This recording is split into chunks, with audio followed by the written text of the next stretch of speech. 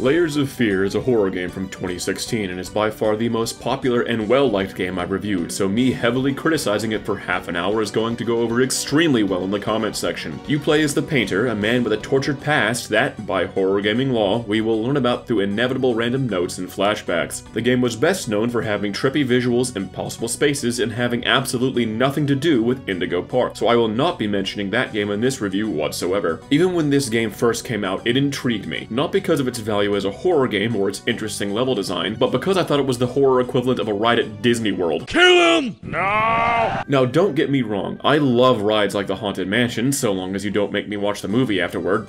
But what works in a dark ride doesn't necessarily work in a video game. But what exactly do I mean by that? Well, I'd say let's get started, but that's actually kind of the difficult part, because this isn't a game you can really explain chronologically. Talking about this game simply from start to finish would sound like, and then you go into this room and this thing happens, and then you go into another room and another thing happens. Instead, I'm first going to talk about the gameplay and level design, and then really dive into the real meat of the review and talk about its story and how it's told. Also, for clarity, I'm specifically talking about the original 2016 version of this game, not the remake in 2023. So, without further ado, actually, what does a do even mean? A state of agitation or fuss, especially about something unimportant. Did I just get frickin' roasted by the goddamn dictionary?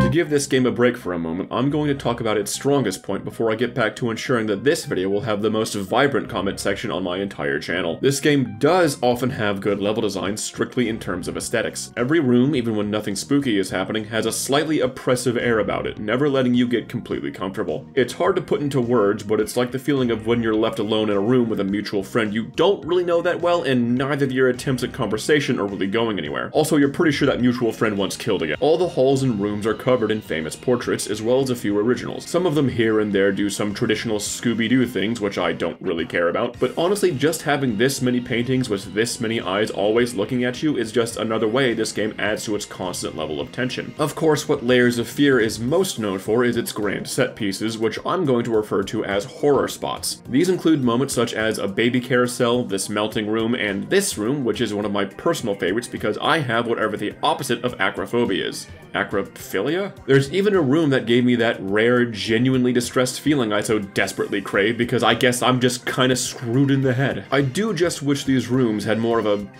well... but hey, there's more I liked. There are moments with your spooky daughter, who was absolutely not dead, really, I promise, that are very clearly echoes of the past, and then there's this freaking room.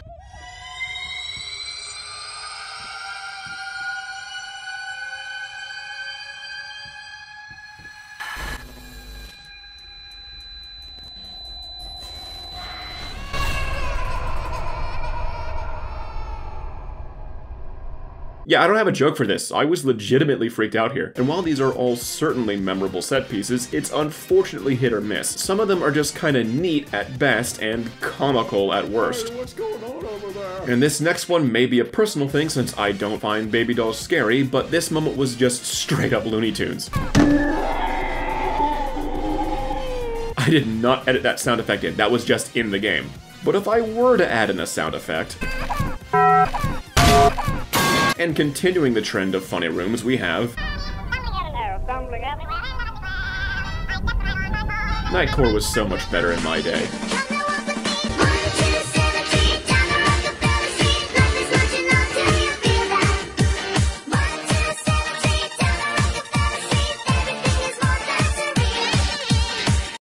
So when I said the gameplay was, you walk into room and thing happen, I wasn't really being all that reductive. The vast majority of rooms are either hallways you just walk through, or rooms where the whole point is, now look at this scary thing. You done? Okay, go to the next room. This game is absolutely a walking sim, and its only real mechanics are move object, get item, and use on door. Hey, use on door.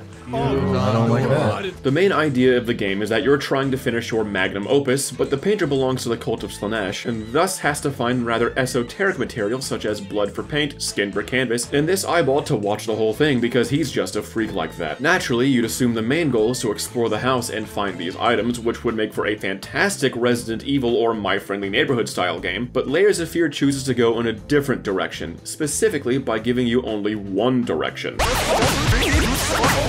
The game is set in normalcy for about 10 minutes, and to be honest, this is my favorite part of the game. I like the overall mood, how everything looks, and even the notes we find are subtle but intriguing enough to give us a bit of a hook. Like this one about how the painter has been harassing the local pest control company because he's convinced his house is infested with rats the exterminators just can't find. The music, too, is a haunting mix of relaxing and sorrowful, and in general, I have to say the composer for this game did a fantastic job with the soundtrack. Even how the character walks at the beginning adds to the mood of things, limping from an improperly sized prosthetic that gives his gait the rhythm of a heartbeat. You then find the canvas, are told to complete it, and you leave your studio to discover that the room you just came from has changed. Get used to this, because this is what I mean by the game giving you literally one direction.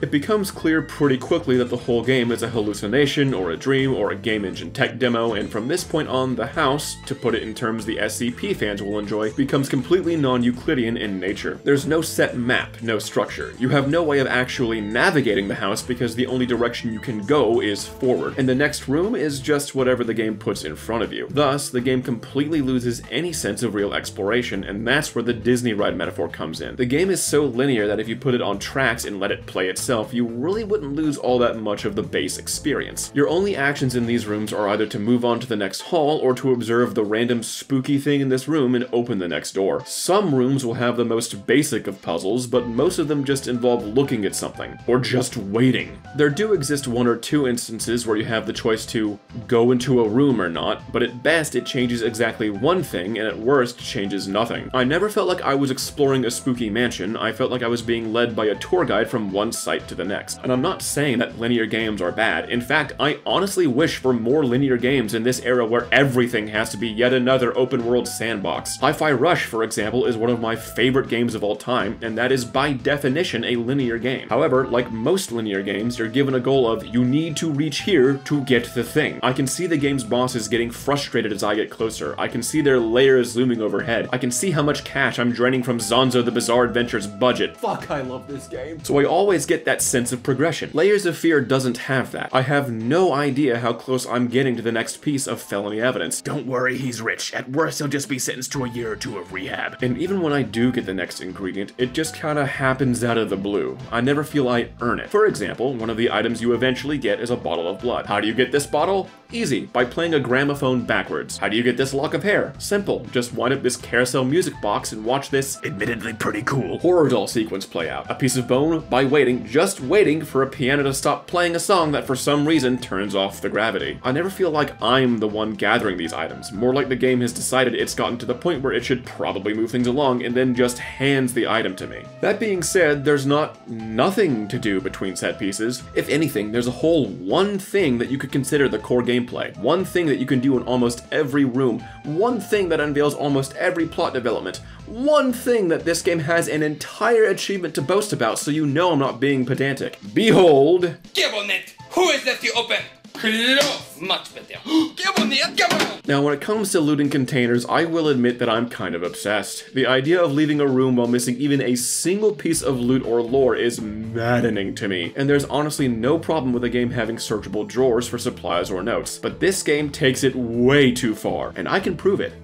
With math.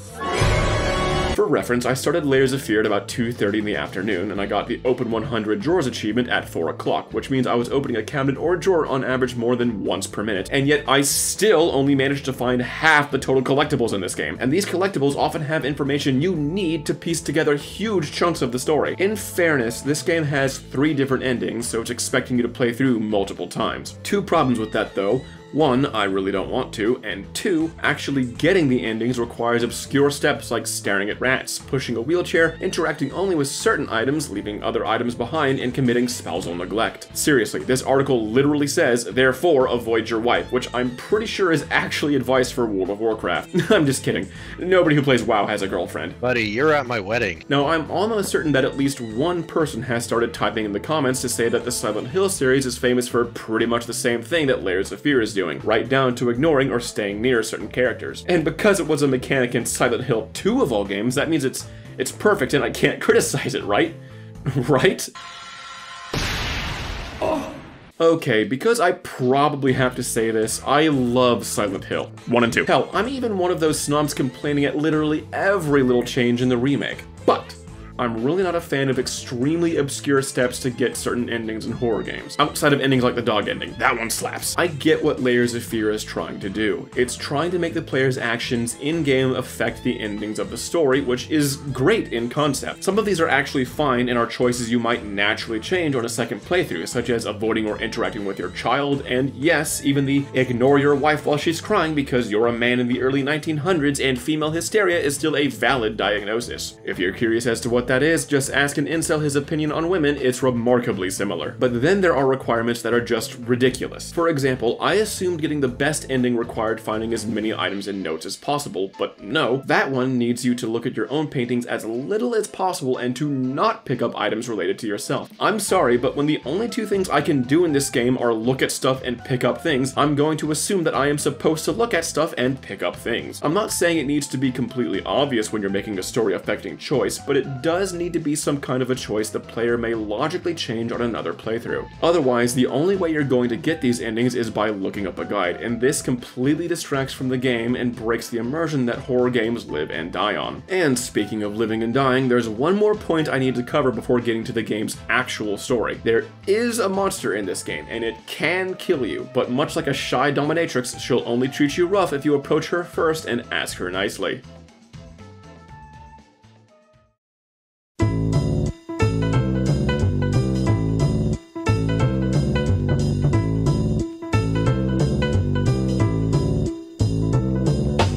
Death and horror go hand in hand like a Sonic fan in the stages of grief. Providing the player with a legitimate threat is a topic so deep and complex that I really can't do it justice in this video alone, so I'm mostly going to talk about it within the context of Layers of Fear. Like I said before, there is a monster in this game, and it's honestly given a pretty damn strong build-up.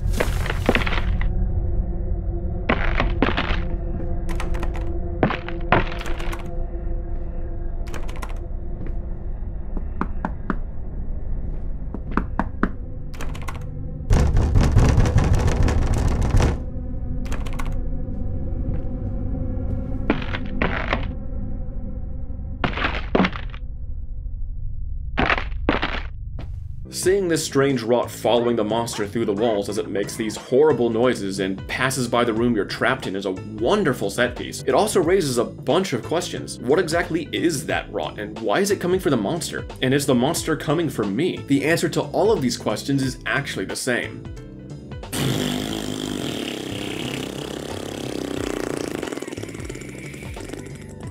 Yeah, none of this is ever really followed up on. Like ever. Sure, the monster shows up again, but it never actually chases us. In fact, the only way it can kill us is if we choose to approach it, and even then, that's an event that's supposed to happen. The monster has no actual threat to the player. Of course, this then begs the question, does a horror game need an active threat to be scary?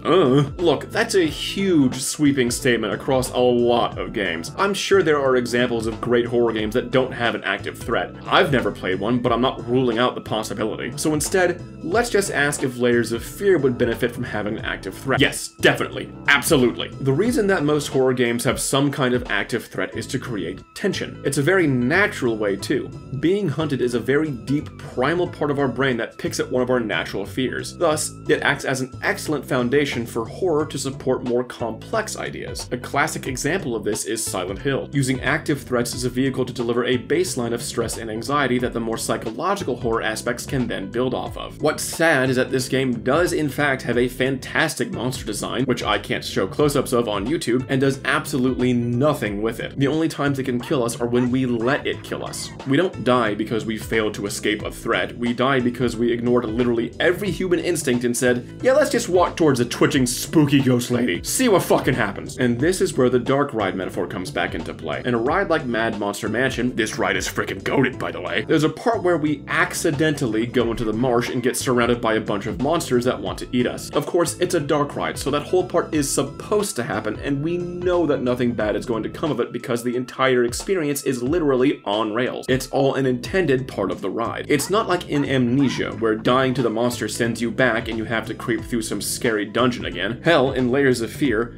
dying to this monster several times is actually part of how you unlock one of the endings. And this lack of threat includes the rest of the game as well. Once you realize that there's no way to actually fail, except for falling off this section here, which is just kind of odd, the game's famous horror spots just become moments to sit back and say, neat.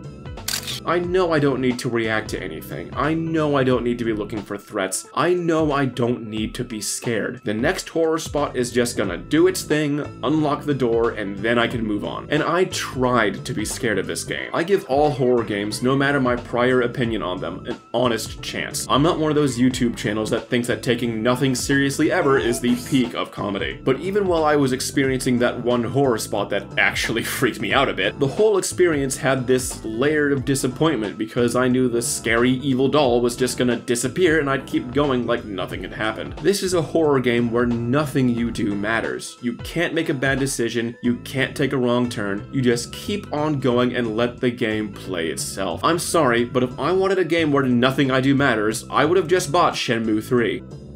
I'm sorry Shenmue fans, you didn't deserve that. But hey, at least the Shenmue anime will finally give all 5 of you some closure to the story.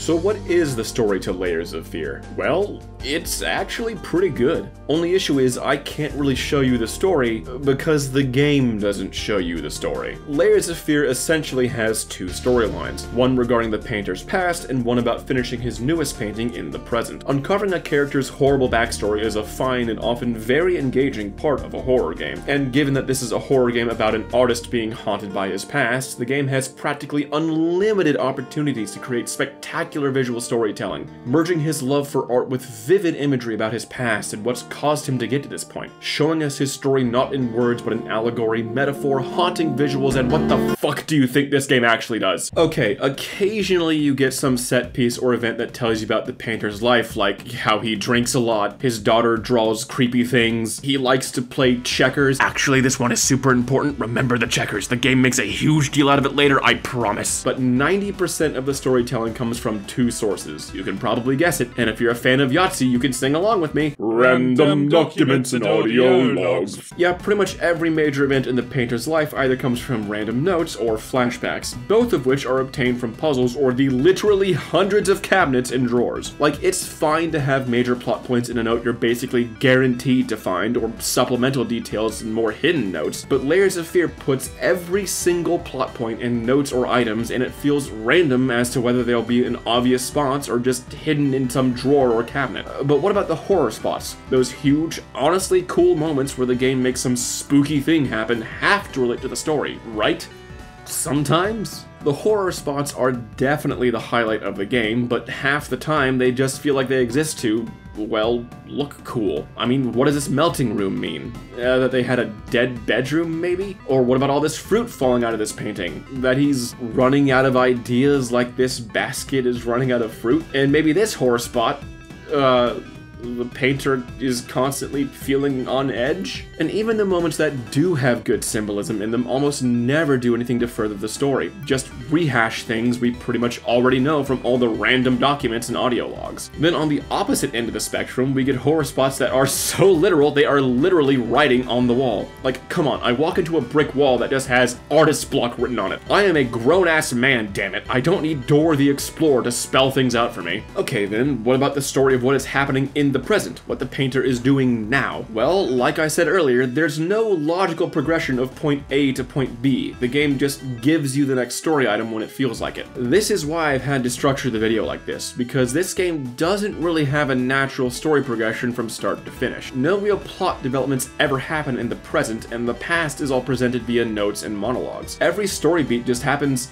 seemingly randomly and with no real build-up. And let me explain that with this example here. This bandage item you get is possibly the most important part of the painter's backstory. It's the major turning point from when his life really started to fall apart, when he really started turning into a monster, and it shows us just how shallow he really is. It's an event that massively affects his wife, too, shattering her life in the same instant, robbing her of the ability to make music, her passion. And where do we find this incredibly important item that pretty much the entire story hinges on? Well, in this honestly very good horror spot, there's something at the bottom of this pit. Something we need to dredge up, but every turn of the crank just builds the screams of what might be our wife and child, but their distorted, harsh tones are hard to make out. We pull up our goal, a cluster of ruined paintings, perhaps symbolizing how the painter is harming his family by grinding out more work and achieving nothing. Surely, this is the big moment, the moment where we learn about the painter's downward spiral.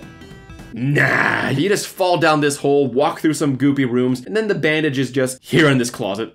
Right over here, after this hallway. I mean, I guess we get a very, very minor visual of a flame on a bed, but yeah, it's just here, hanging out. Oh, and the notes that expand upon this event and give us insight into both how the painter and his wife, the musician, are affected by this horrible event. Yeah, just flying around, just randomly. You can completely miss them too. I mean, it's not like insight into our characters' minds are important or anything. And the whole story is delivered like this, without any real emphasis or build-up. Nothing happens at logical moments, so the story beats just lose any real punch. To compare this to a different game like The Park, surprise, bitch! In The Park, the story monologues are typically placed just before, during, or just after a major set piece. I know exactly where Lorraine talks about her fiance's death because she talked about it on the Ferris wheel. I know exactly where she talked about her abuse of her son because it happened right after the roller coaster. And I know exactly where I'm going absolutely insane because this is the second video in a row where I've said good things about The Park in retrospect. Perhaps I treated you too harshly.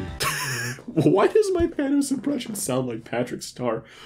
SpongeBob, I am inevitable. So because the game only ever tells you the story via notes and audio logs, and because these all happen at random times, the story just feels disconnected from the game, which is why my only real option to tell you the story is to just tell you all the story. The game takes place somewhere from 1910 to 1930 if we use this song we find here as reference. Stumbling all around, stumbling all around, stumbling all around, so funny. Published in 1922 by Bill Murray. No, not that one. Why does he have human teeth? The painter marries the musician and they both find great success in their respective fields, with the painter specifically using the musician and her physical beauty as his muse. They end up having a daughter and later buy a dog, the latter of which eventually gets Dio Brando'd, but during this time, the painter is starting to have some issues. I wonder what those issues could be stemming from. I just can't put my finger on it. If only the game would give me a sign. This all comes to a head when his wife gets caught in a fire, hence this bandage here, which badly burns her hands and robs her of her passion for the piano, but also scars her face, which the painter cares far more about because his muse is no longer beautiful in his shallow eyes. This is when his career takes a massive dive. He starts drinking more and they start to have financial issues. He becomes abusive of both his wife and his daughter, and to be fair, this is one of the few plot points that gets expressed in visuals. Then again, a lot of it is the aforementioned lazy writing on the wall that tells us to ignore our wife, and I guess this phone call where his wife is begging him to talk to her, but you end up answering her next phone call anyway, which I feel kinda conflicts with the idea of neglecting her. However, here's where a very interesting twist happens, and it's sadly a very real situation that I don't see brought up in fiction much. His wife, being abused by him, turns around and becomes an abuser herself, verbatim becoming the monster he believes she is, which is an incredible plot development that I actually missed in my first playthrough because, you guessed it, It's just another note in a random cabinet. Again, to give this game as much credit as I can, we do see more writing on the walls of our wife taunting us. Oh, and she's also the monster, but I can honestly bet most of you already guessed that at this point. Like, the game doesn't even pretend it's a twist. It just assumes you know because it's a horror game and who the f else would it be, your fucking agent? Anyway, his abuses continue and his daughter is absolutely not killed by his negligence and is just so alive. And eventually his wife gets to a point where, well, to put it as gently as I can, she just can't take it anymore. Now, as uncomfortable as this topic is, I need to talk about it at length because, again, the game doesn't really give this moment the emphasis it deserves. For one, it's another moment delivered with absolutely no build-up or visual storytelling other than showing us the room where it happened. Second, I kinda need to criticize the voice actor's performance here because... What is taking so long? I need to go! Open up! Oh, God. No. No. What have you done? No! It really could have used a second pass. Third, in the horror spot we get immediately after this, you would think it would expand on what we just learned, maybe have the musician's perspective on it, but no. It's just imagery of your monster wife standing at the end of a hallway, gee, never seen that before, and your totally not ghost daughter making creepy drawings, gee, never seen that before. Then you just get the final ingredient, leave, and that's it. That's it. This horrible event, this tragedy that affects every character of the story is just ignored. And even the very next horror spot, which happened shortly after, instead of focusing on the musician's death and questioning whether or not the painter truly loved his wife or just her beauty, we get checkers? Checkers. Why checkers? What am I not seeing? Is it me? Checkers. Do I just not get it? Why checkers? Is it just too deep for me? Checkers. Checkers. Why checkers? Checkers. Am I all washed up? Checkers. Checkers.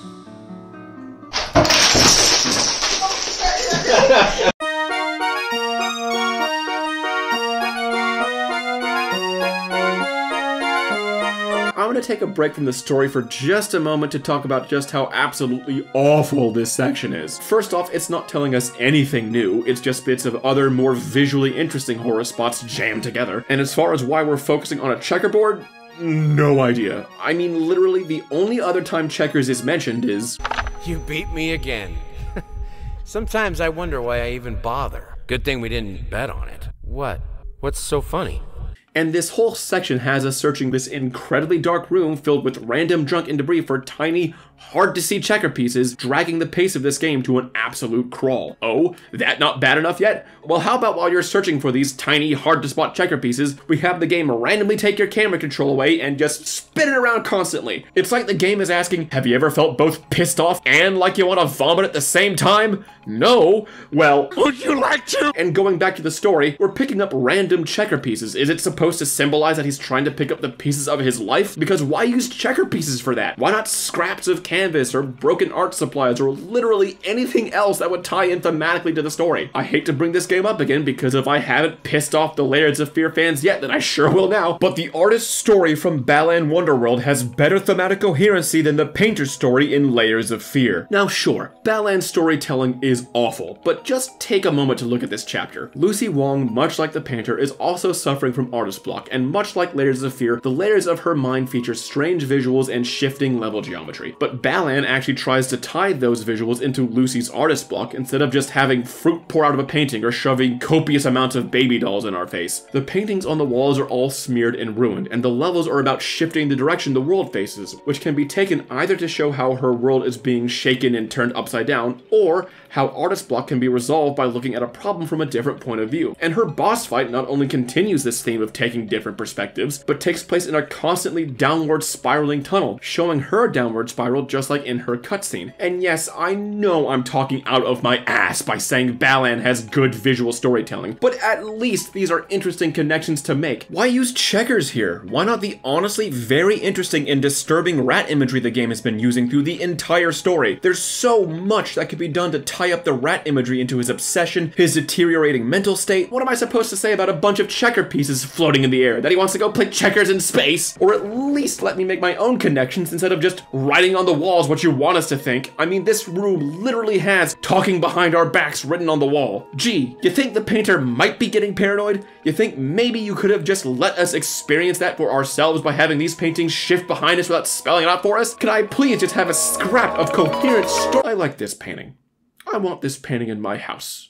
I think it'd be a good conversation starter. So anyway, after space checkers, we get the last of our wife's remains and complete the painting, which is where we get one of 3 endings. The good ending has us complete the painting of our wife and absolutely still pulse-having child, showing that the painter is regretful of his actions. The self-centered ending has him create a self-portrait and he ends up famous again, and since Twitter wasn't invented yet, his chances of getting cancelled are pretty slim. I mean, this is the early 1900s. A man murdering his wife will get off scot-free if he just says she was cheating on him. The neutral ending, and to be honest, my favorite, has him finish the painting of his wife before it deteriorates and taunts him, continuing the spiral and continuing my conflicted feelings on this game because I actually really like this part. The painter is now defeated, holding another failed canvas and is back in reality. But the feeling of being back in reality is kind of difficult to describe. For one, there's a relief that the nightmare is over, but at the same time, all his suffering through those hallucinations was for nothing. The house seems even more run down, even emptier, and the very walls feel like they're taunting you. We then find this book that immediately breaks all tension by giving us the achievement Sketchbook of the Damned, and damn this game for ruining this good moment because it's literally just drawings of the executive producers. We are in the climax of this game and you decide to shove this fourth wall breaking, immersion shattering Easter egg just on this table like that? Seriously, you hide incredibly important plot points in the most obscure of places but just shove the executive producers' faces just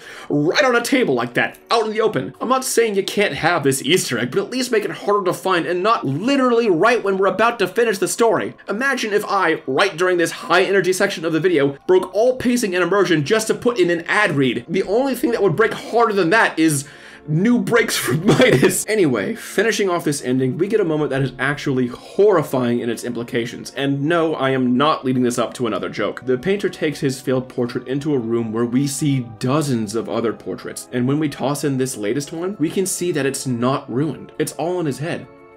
But if we look closely, it's subtle, but I think each painting in there is of a different woman. This isn't the first time he's gone through this. And maybe this latest woman here isn't actually our wife. How do we know?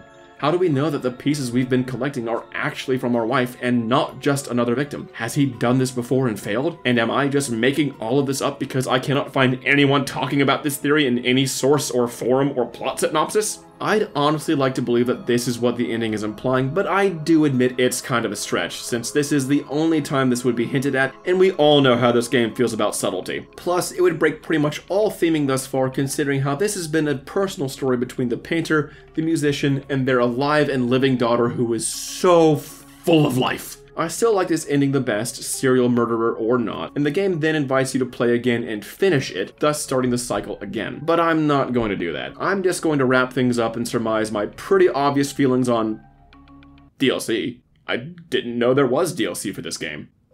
Fine, I guess. I just know if I don't, people will complain that I didn't get the whole experience, so let's go. We start the DLC as the painter's daughter, who I've been telling you this whole video is still alive, so why are you acting so surprised? We're returning to the house after she's grown up a bit and...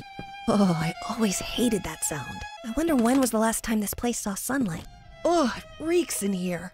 Oh, she has her own thoughts. The painter only ever had flashbacks, so we never really got his current perspective on things. But here we go, right into hallucination land and... oh, this looks really cool. It's mimicking her art style from when she was a kid. Oh, and the scenery isn't constantly changing. I have to explore and look for the next item I need, like in an actual game. And is that an actual threat? That creepy snake lurking in the darkness. Oh my god, it actually killed me. And unscripted too. This is actually drawing me in. I'm starting to enjoy this. Alright, I wasn't planning on it, but here we are. Layers of Fear Inheritance DLC. I hope you're better than your daddy, because after that flaccid experience, I need something hefty to really show me a good time.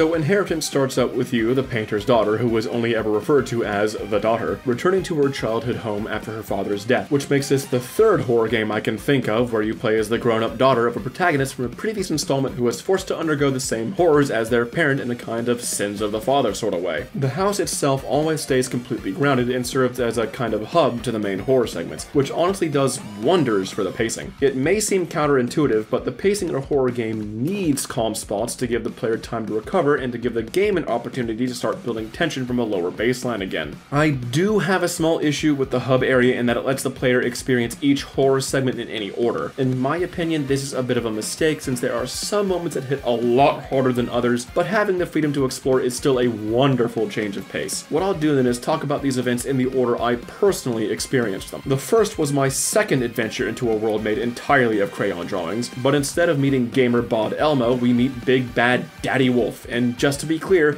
yes, I'm using the term daddy exactly how you think I am. Allegory, of course. It's her dad, like, come on, don't be gross. This little play here does what Hansel and Gretel never could and actually ties in themes of the daughter's story to this story. The wolf tells her that creativity isn't a toy and needs structure and purpose, and when the girl in the story tries to just crush the wolf with a boulder she drew, her lack of perspective ends up crushing them both. The wolf's words are an echo of what happens in this very segment if we continue to choose the crayon over the paintbrush. We hear the painter yelling at us, frustrated as he tries to force the daughter to become a painter like him. This makes the idea of choice so much clearer when it comes to the DLC's multiple endings. We're not staring at rats or looking at paintings for a literal hour. The choice is to either keep searching for crayons that get farther and farther out of our reach, or to take the paintbrush that is constantly being forced in front of us, which is placing symbolism in the very gameplay itself. Holy fuck, where has this kind of gameplay story integration been earlier? What's even better about this segment is that we don't find the different crayons by just stumbling forward. We have to actually search for the next item, solve puzzles, think logically. And yes, there's even a threat patrolling around as we do this. I'm pretty certain it's just on a set track, but hey, it's still a threat and I like the design. So this entire section gets an honest B+ from me. Each time we finish one of these segments, we come out of the flashback and the daughter has some comment that changes depending on the choices you made, which again is another great natural way to signal the possibility of different endings in a game. The next 3 flashbacks I got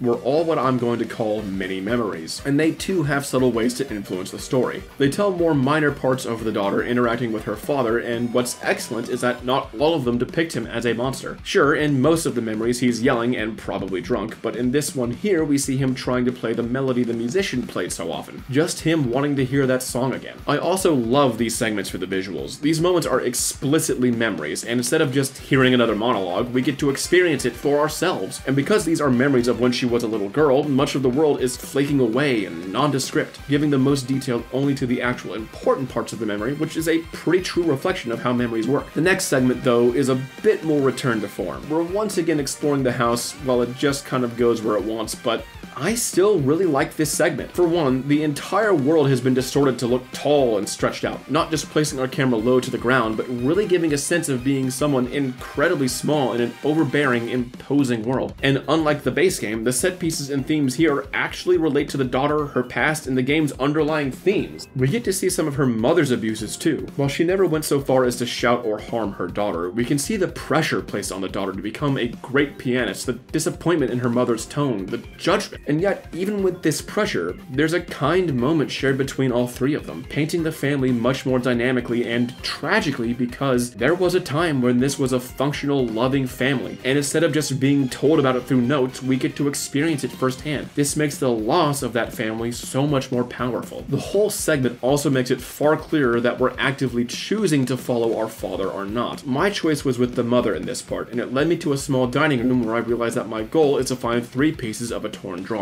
I go down to the next floor and find that we're in another room loop, and tough tits of those to you who want me to get angry from playing my 3rd game in a row with one of these segments, because in this instance, it's actually done properly. Or at least well. It's honestly a bit bare bones, but it's really just here to give us a puzzle. And hey, we get this cool breathing globe out of it, so I'm not complaining. After finding all 3 segments, we get an audio log where it states that the painter earnestly tried drawing his wife after her burns, and while it's a nice gesture, he's still clearly frustrated with how she's no longer his reviews. Picking the mother route again gives us a segment that's really just kind of a visual moment in line with the whole it looks cool so throw it in stuff with the base game, though I do like how the cabinets themselves lean in on us, increasing the claustrophobic nature and making us feel watched. Also, to help this part over the base game is how we get some fun implied storytelling. We find 3 cakes, one of her 3rd, 5th, and 8th birthdays. Each one is decreasing in quality, each one accompanied by her father becoming more absent until the final cake is clearly just made of clay and probably made by the daughter herself, all while her father is too busy to be bothered with her. While I only give it a B- in terms of subtlety, it's still leagues better than anything we got in the base game, and assumes we're smart enough to put pieces of the puzzle together ourselves instead of just literally writing on the wall what the game wants us to think. We then get a moment where we see the theme of the big bad wolf again, because the DLC actually understands what the hell a thematic through line is, and it does a fantastic job of conceptualizing 2 things. We see that there was a moment where the family dog terrified the daughter, and it leads us to the conclusion that the reason her father is themed as the big bad wolf is because the daughter is terrified of her father, tying in the dog and her father as one entity. This connects her father and her real life to the fairy tale imagery we saw earlier, as well as the images we see constantly in her drawings, and oh god, it's so refreshing! Coherent story, literary through lines. Suck it, Balan Wonderworld, I finally got to review a game with a better story than you. Well, I just made myself sad again. This section leads us to a puzzle where we need to repair the daughter's cat toy, right after the painter told her to just take all your toys and smash them one by one, and keep at it. Maybe you'll finally get good at something. Making it ambiguous if she did this out of frustration or if it was her father out of spite. Seeing the cat's wheel placed on this high up shelf personally suggests to me the latter, but it's vague conclusions like this that I love to draw from good horror. We end up repairing the cat toy, and this thing is so goddamn cute. Look, it's even got a little family. God, this makes me want to get a cat. Shh, you're gonna come live with me now. What the hell? What are you doing in my house? Oh, shit! The cat acts as a beacon to guide us through this segment where the daughter is visually caught in the middle of an argument between the painter and the musician. God, yes, more of this, please. Where it's established. When was the last time you slept with me? Christ, when was the last time you even touched me? Oh. Damn, so I guess my prediction of them having a dead bedroom was right. Seriously, I wrote that part of the script before playing the DLC. Not entirely sure that was the intention of the Nightcore room, but yeah, half credit. This leads us to an honestly beautiful room that, because this is a specific memory, once again uses the flaking world imagery because the DLC is consistent and actually knows what it's doing. And what we get here is something I can't do justice in my own words. So I'm just going to warn you that it gets a bit heavy, and I'm gonna let it play out. What? Oh, that's all right, honey. Something got into Mommy's eye, that's all. You be a good little girl and go to sleep. Daddy's working, so we can't disturb him. Mommy has to go downstairs and take a bath. I love you.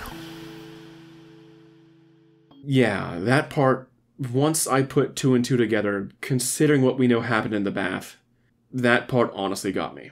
Well done. I do have to nitpick a bit though, because for one, the second we come out of the memory, the daughter monologues a bit, kind of breaking the moment, and 2, I really think this should have been forced to be the last segment you go through. Instead, the last segment I got was this moment where, as a child, the daughter is posing for a painting and the painter is telling her to stay still while he tells her a story. This segment is pretty fun though, as you actually need to keep looking at the canvas while he paints, even while there are noises creeping all around. And hey, it takes the previous mechanic of forcing your mouse away from you and actually does something with it other than making you physically nauseous. The sounds and story going on are all fantastic, and even though I'm pretty sure I got a passing grade for this section, the portrait that comes out is rather dour, having the daughter comment that part of the painter's cruelty stemmed from his difficulty in understanding others, and seeing the world in anything other than abstract concepts. With the last memory finished, the final door unlocks, and depending on what your choices were, you get one of 3 endings, which I'm not going to show you. This may come off as an incredible surprise considering everything I've said about this game. In fact, I feel like I've been more harsh to Layers of Fear than any other game I've reviewed, but I actually kind of recommend this game, with one huge condition. Neither Layers of Fear nor its DLC ever actually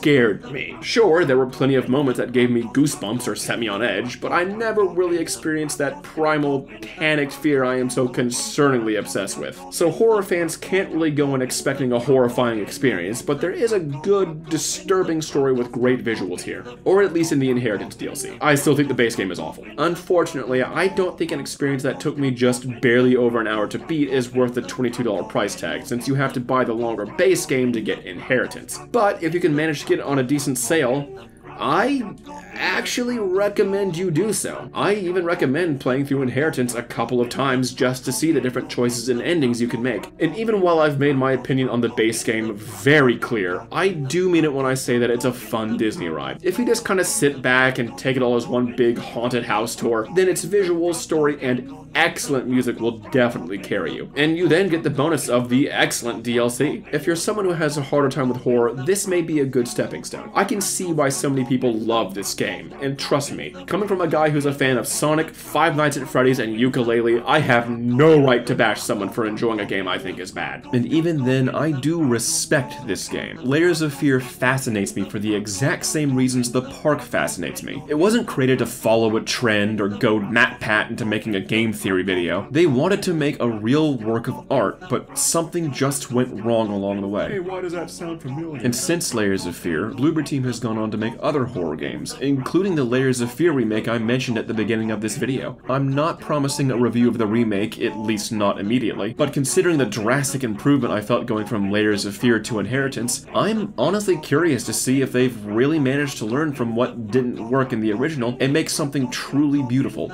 Or, if just like the painter, they've become trapped in a loop of their own creation.